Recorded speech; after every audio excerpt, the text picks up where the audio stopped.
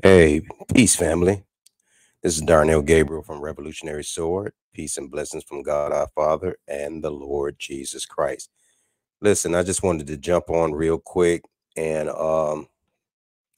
share a comment that I received from uh a person, not sure who the person is, whether it be male or female. But I'm grateful for the comment. I think it's an excellent comment, and I appreciate the person actually inquiring about my video. The Adam is the serpent. Now, I don't get too many, questions or back and forth about those type of videos because once again, that is a foreign subject to a lot of people, and not too many people, engage me on that topic. Every now and then, I might, get some back and forth from some people who might think I'm a little screwy in the head for believing that Adam is the serpent in the Bible in Genesis chapter 3. But it was refreshing to read a comment from this person, uh, and I'm going to read it to you because I just really thank God for your comment. And it's very encouraging to me. And I thank God for you, whoever you are out there. And I just want to read it to everybody that might run across this video. Okay, so as you can see, I shared my screen and I'm going to see if I can make this a little bit bigger. Hopefully, you'll be able to see it. Okay. And now, basically, the comment started out as a question. So I'm gonna read the question that Jay at the 2010 model asked the question about a day ago. And this person says, when are you going to touch on this topic again? And so I sent the reply saying, not sure, been trying to strike up a conversation um, with some elders and pastors, but it seems to me, or it seems to be nonsense to some leaders to talk about because they says nobody teaches that.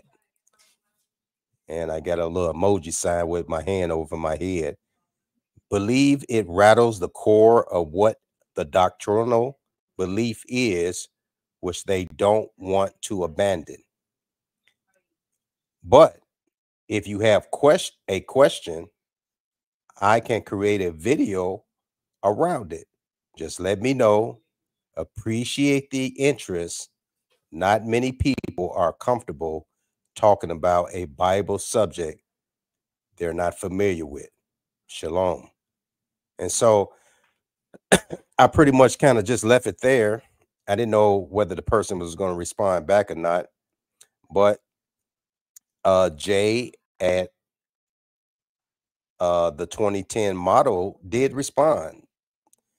And this is what the person says. This one missing piece switched the whole entire from fable to reality for me. Exclamation point. Now that's very powerful to say something like that.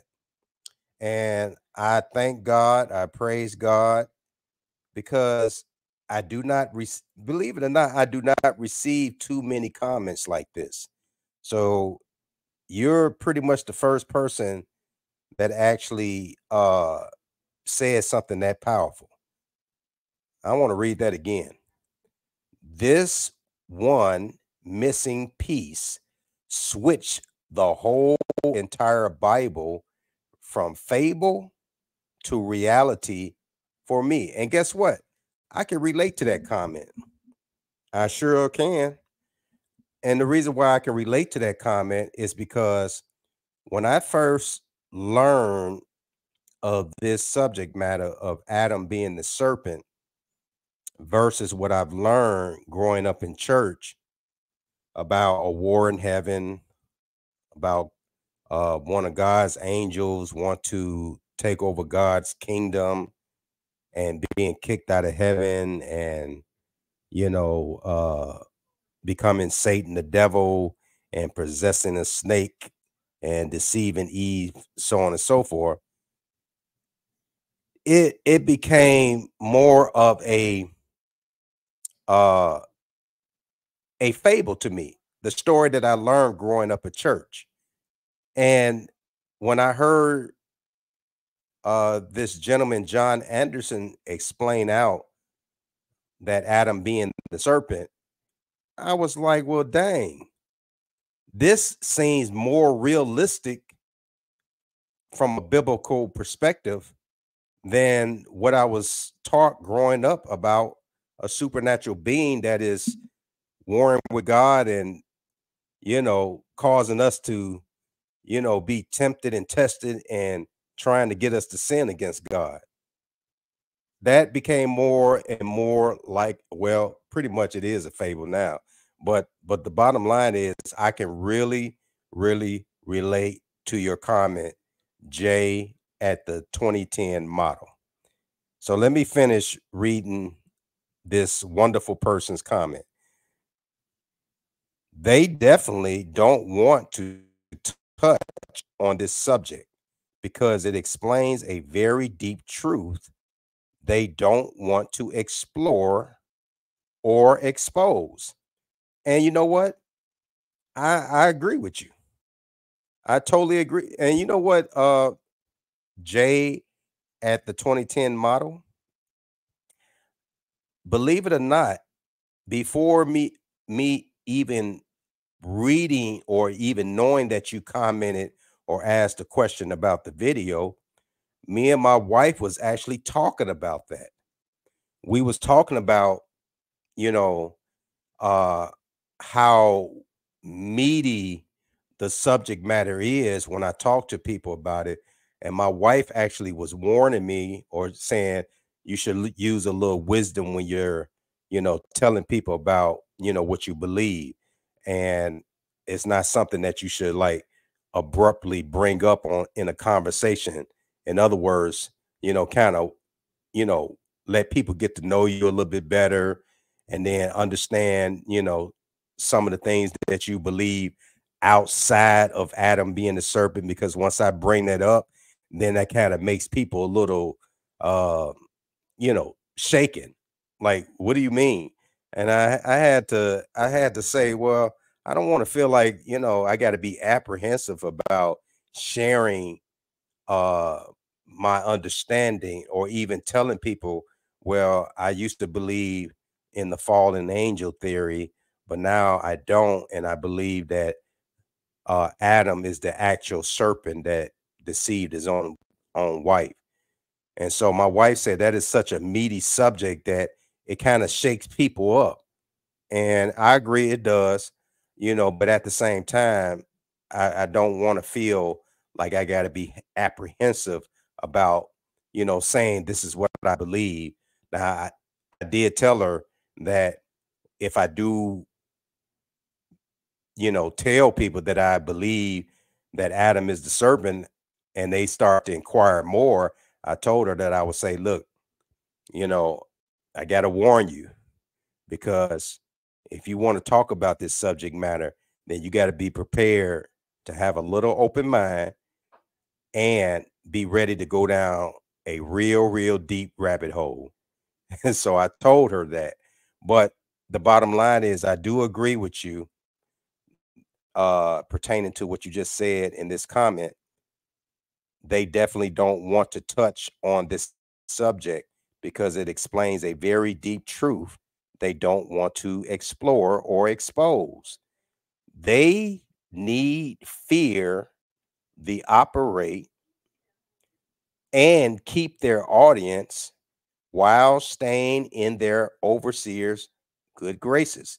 And that seems to be the case because nobody wants to feel like they're abandoning something that they was bred in, especially once they reach to a certain status, whether it be a pastor or elder, and they are around a group of people that believe the same thing.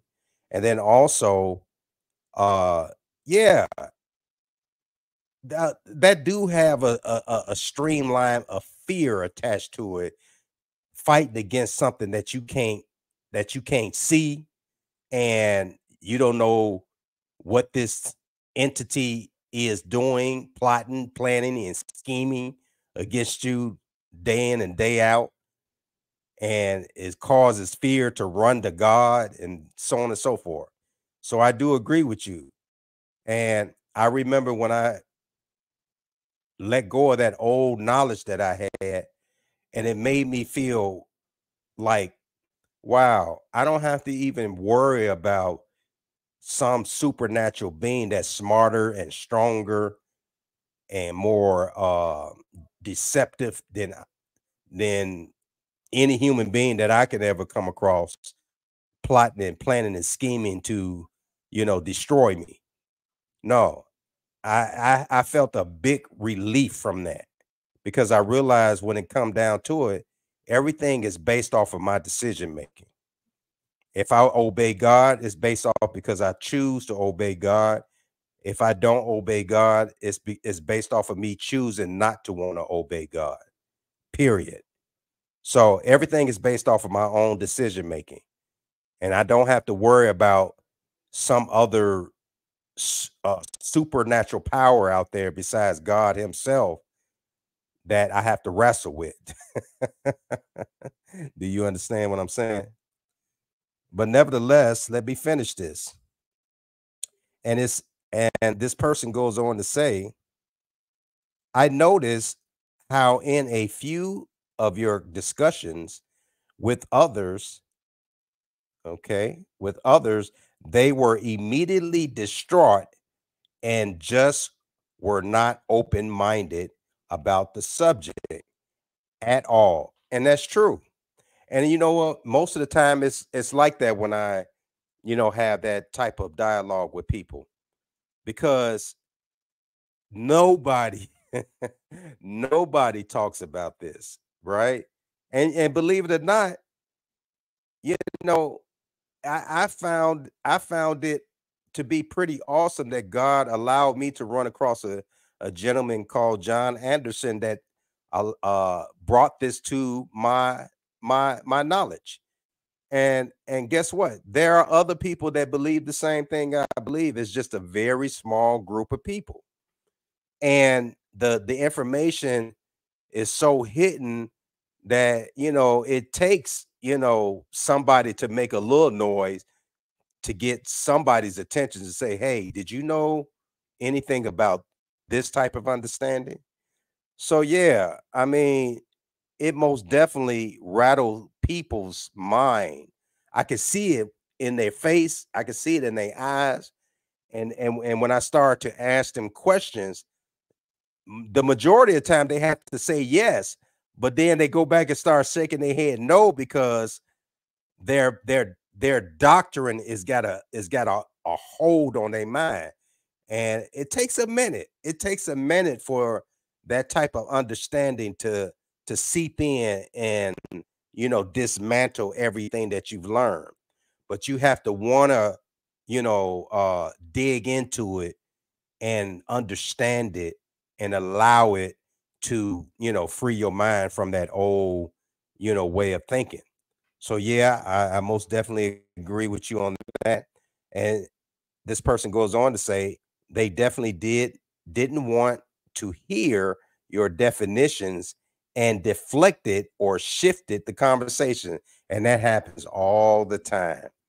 Every time I start to bring up, definitions and apply the definition according to the context, it pretty much put a pause in them, because they understand and they're seeing where I'm coming from, but because of the doctrine that they hold to be true doctrine, it prevents them from yielding.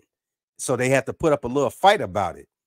And if you watch the video where I had the discussion about Adam being the serpent with a brother named Leo, who had an icon called Spookism, I didn't even know he was going to talk to me about that. I didn't even know that. But I felt like I was kind of ambushed into the conversation. But because I have been studying this for such a long time, I was able to kind of shoot from the hip.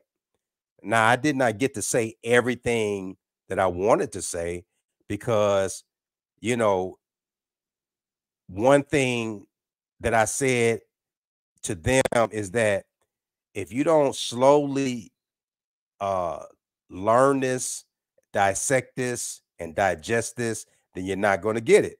And it's true, you're not going to get it. You just think I'm going to be, you know, talking like I'm from out of space somewhere.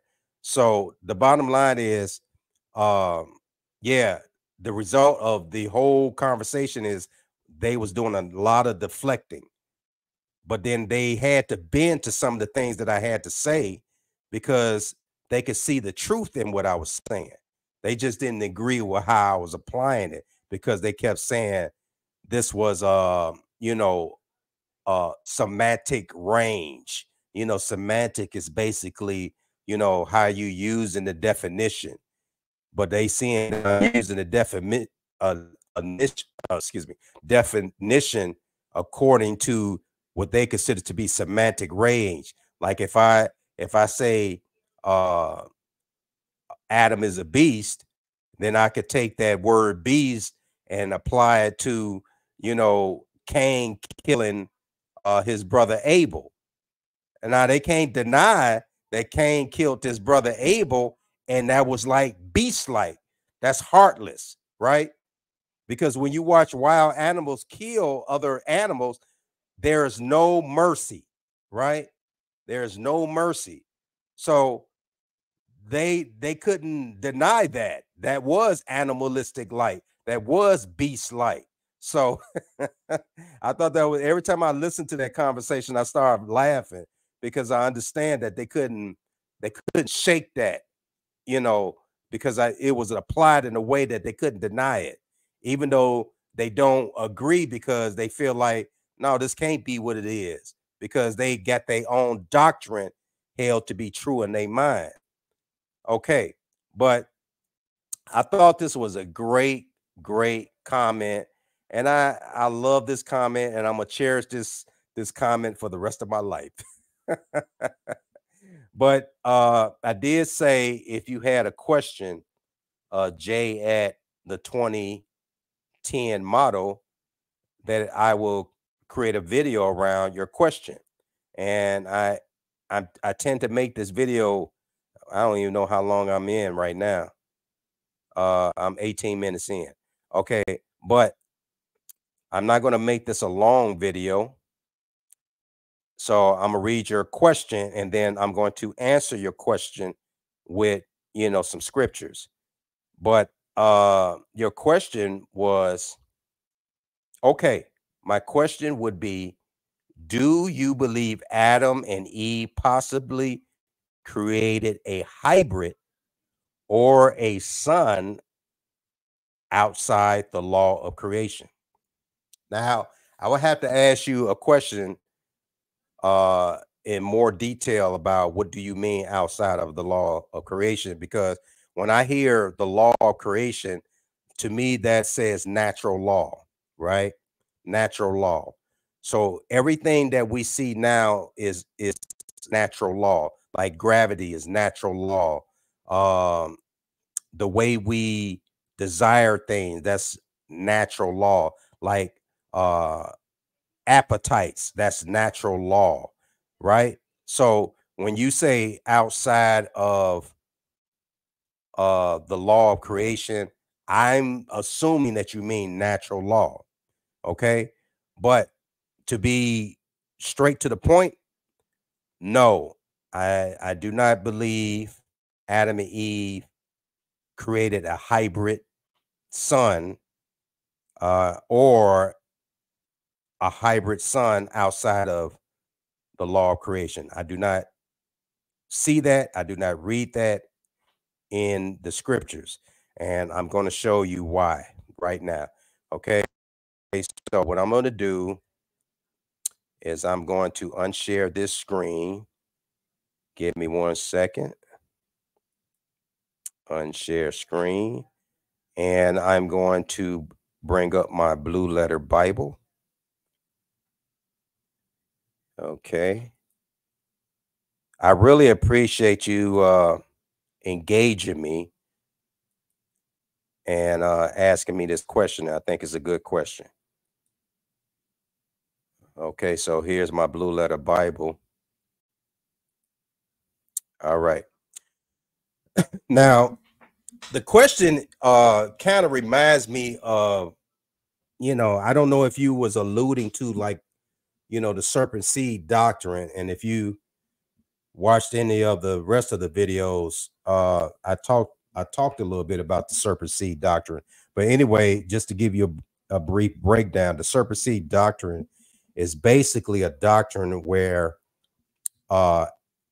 Satan actually have sexual intercourse with Eve and produce Cain, right?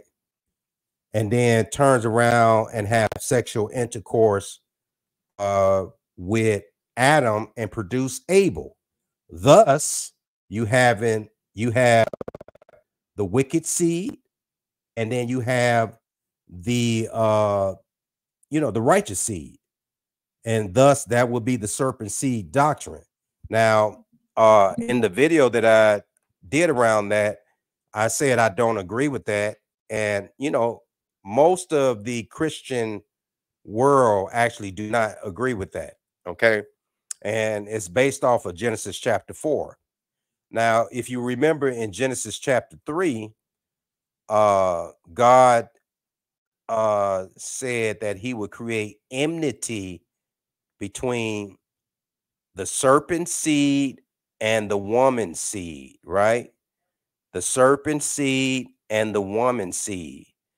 So, I heard various people talk about this, and they got different understandings, but most people believe that somehow the serpent seed got implanted into human history. Now, some people don't believe it happened in, the interaction in the Garden of Eden between, the serpent and Eve. Some people believe that it happened somewhere down the road in Genesis chapter 6, right? When the sons of God went and, you know, married into the daughters of men, and then they created these Nephilim, right? These giants, right? I'm sure you heard the story before. Well, the thing is that some people believe that was the serpent seed being interjected into humanity, based off of the fallen angel theory, right? Well, I don't believe in that. I do not agree with that, and I don't believe in that because it's, to me, it don't flow, and it's not consistent with the line of scripture when it comes to the righteous seed and the wicked seed, right? So let me read something to you from Genesis chapter 4, verse 1. It says, "And Adam knew Eve, his wife, and she conceived and bare Cain, and said, I have gotten a man from the Lord." Right? Now, why would Eve say that she have gotten a man from the Lord? That means that she believed that God gave her a male child, because they was literally looking for the Messiah child, right? This was the promise that God have given unto them based off of the redemption plan, right? But therefore, just from that statement right there, that she believed that she had gotten a man from the Lord, lets me know that there was no what you call outside of the law of nature. Adam and Eve, did something else. Or it lets me know that there was no what you call hybrid creation, right? There was no hybrid activity involved. No, it says that Adam knew Eve, his wife, and she conceived. Well, if you look up the word "knew" in the Strong's, and I hear a lot of people bashing the Strong, but I got to ask a question. Why do they use Strong as the foundation to look up words and do word study? Of course, you can advance beyond Strong's, but if you don't speak Hebrew or if you don't speak Greek, then you got to use Strong as your foundation. And then you just kind of build upon that foundation until you exhausted, everything out. And then what you understand becomes very solid. But anyway, the word know is yada in the Hebrew, yada, and you can clearly see it means to know, right? To know, learn, to know, to perceive, right? To perceive and see, find out, and discern.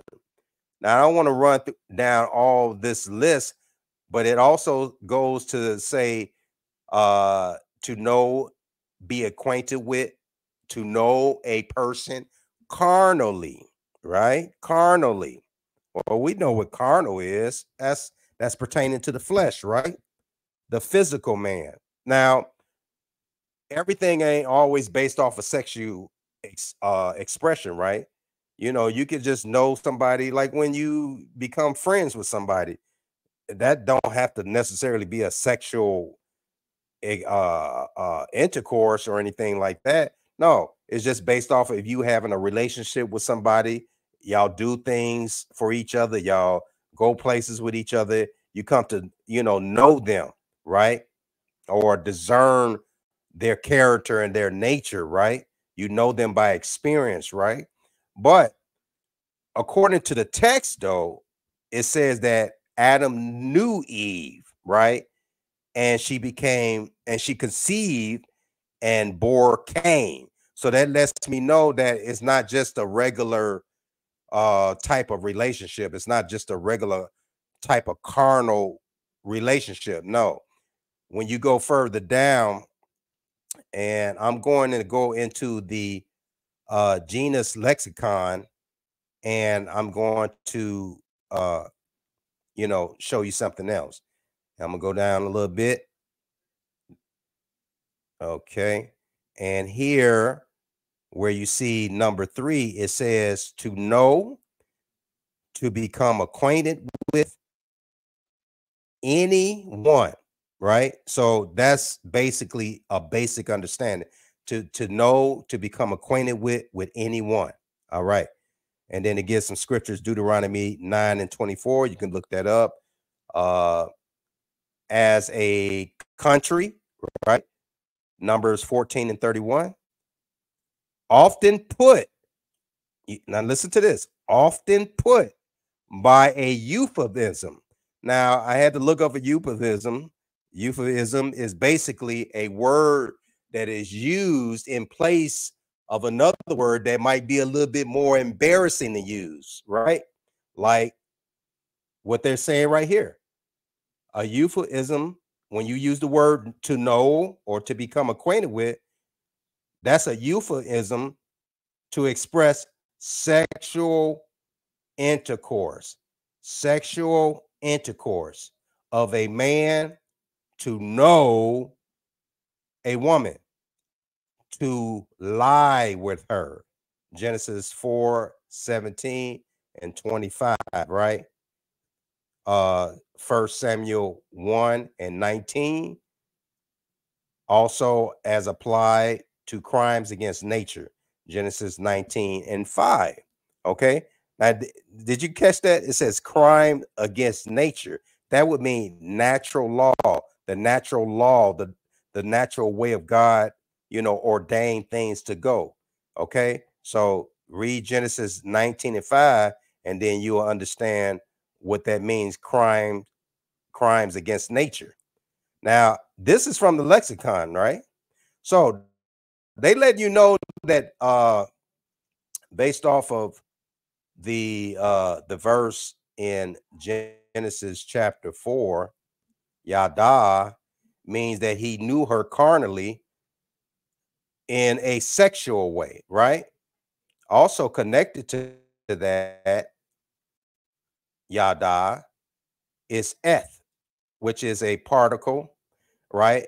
A sign of the definite direct object, not translated in English, but generally preceding and indicating an accusative, right? So this is just pointing to the actual activity that took place between Adam, who knew Eve, right?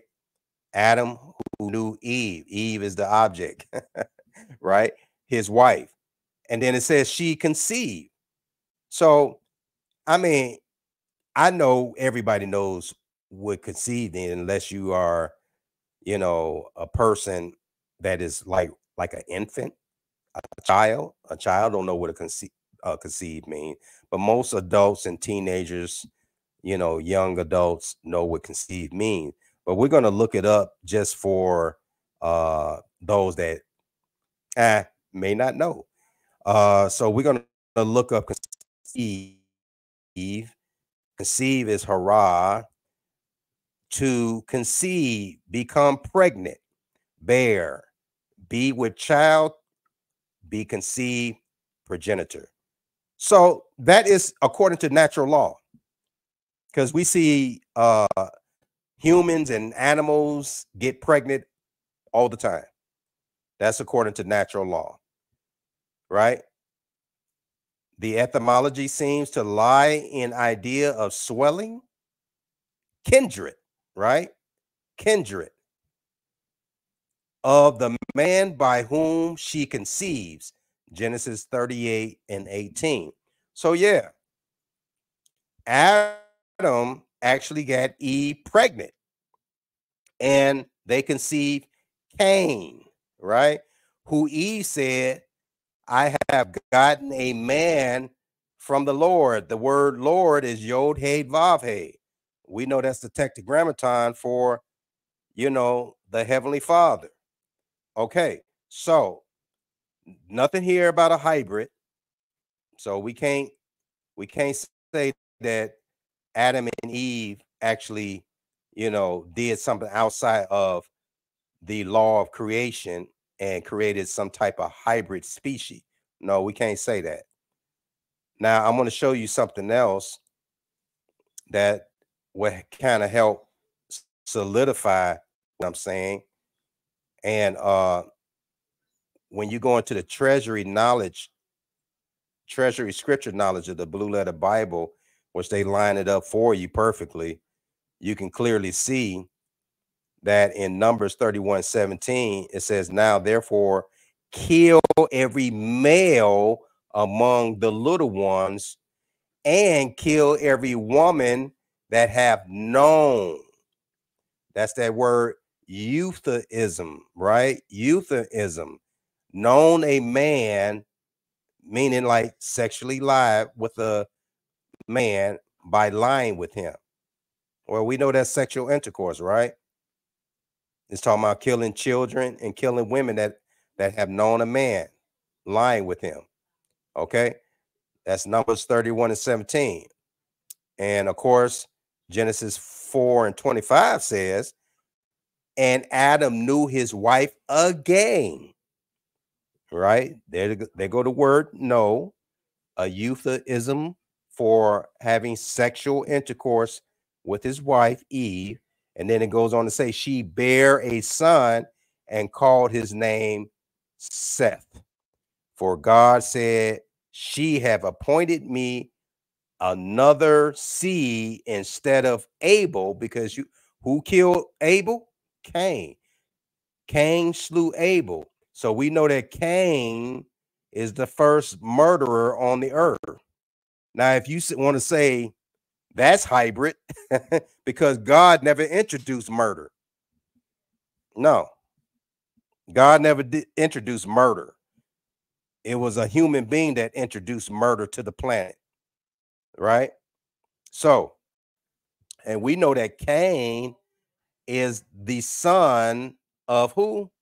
Adam. Adam. And Adam knew Eve, his wife, and she conceived and bare Cain. So Cain is the son of Adam that killed his brother Abel. Cain is the first one that introduced murder on the planet. Now, let me take you back to Genesis chapter 3, where it says, God said, I will put enmity between the woman's seed and the serpent seed, right? Well, this is a battle between the wicked and the righteous. Did not God call Abel righteous? Did not Cain receive a punishment for his transgression against Abel? He will be considered the wicked. So that's that prophecy being manifested in the son of who? Adam. Adam. So Cain is an offspring of Adam who is displaying the warfare of the wicked against the righteous. Woo, that's powerful. That's powerful right there. All right. Genesis 3:15, which I just actually quoted, and I will put enmity between thee and the woman, and between thy seed and her seed. It shall bruise thy head, and thou shalt bruise his heel. So that's the warfare between the wicked and the righteous, or if you want to say the warfare against the spiritual or and the carnal person, right? Because carnal people don't like spiritual people. You can believe that. Okay, but that's basically what that's talking about. And the last one I want to point out is in 1 John chapter 3 and 12. Watch this. It says, not as Cain, who was of the wicked one. Now, I want you to think about that. Think about that for 1 second. Who is the wicked one? Not as Cain, who was of that wicked one and slew his brother, and wherefore he slew him because his own works were evil and his brother's righteous. Now you can clearly see the scriptures or John the apostle, the follower of Jesus Christ, is calling Cain works evil and Abel, his brothers, righteous. But who is Cain the son of, which what's the writer says, the wicked one. So who would be the wicked one? Well, that would be Adam. Adam is the wicked one. Why? Because in Genesis chapter 3, it was Adam who deceived Eve and caused Eve to participate in his activities of wanting to be like God, knowing good and evil. He just talked her into it first, and then she turned around and gave it to him, and then he ate, and then God showed up. All right. Now, I'm gonna stop right there, but I hope this kind of helped you out. I'm going to call you my buddy on YouTube, Jay at the 2010 model. I hope this helped you out. I appreciate your comment. Please let me know what you think about what I just said. And I hope to know exactly who you are as far as male or female, because I can't tell by this Jay at the 2010 model. Okay. All right. I appreciate your comment. Once again, I appreciate your question. This is Darnell Gabriel from Revolutionary Sword. I bid you and your family shalom.